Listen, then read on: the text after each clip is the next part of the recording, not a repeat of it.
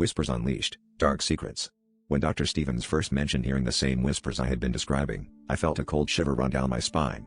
It was during our usual Tuesday session, just as the sun dipped below the city skyline, painting the office in long, eerie shadows. "Do you hear it now?" he asked, his eyes darting to the corners of the room.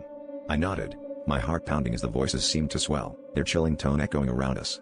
I had thought I was losing my mind, but now it seemed like the entity had chosen to reveal itself to him too. The air felt heavy with unspoken dread, and in that moment, I knew our next meeting would unravel something far more sinister than either of us could imagine. The following week, I found myself hesitating at the door of Dr. Stevens' office. The hallway seemed unusually silent, the air thick with an indescribable tension. When I finally mustered the courage to enter, I found him sitting at his desk, a stack of old, yellowing papers spread out in front of him. "I did some research," he began, his voice barely above a whisper. "And I found something disturbing." As he leafed through the documents, I caught glimpses of faded photographs and newspaper clippings. Each one told a fragment of a story that spanned decades, accounts of people who had heard the same voices, all of whom had inexplicably vanished. As the session progressed, the whispering grew louder, almost as if the entity knew we were getting closer to uncovering its secret.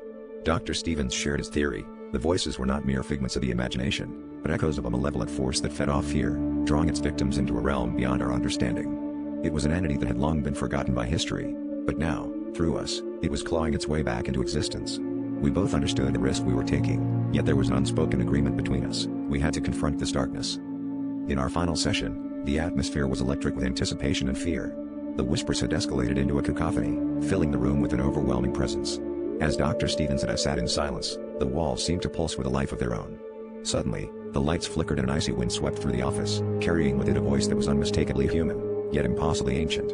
"Thank you," it said, as the room was plunged into darkness. In that moment, I realized the chilling truth: by acknowledging its existence, we had set it free, and now it was part of our world.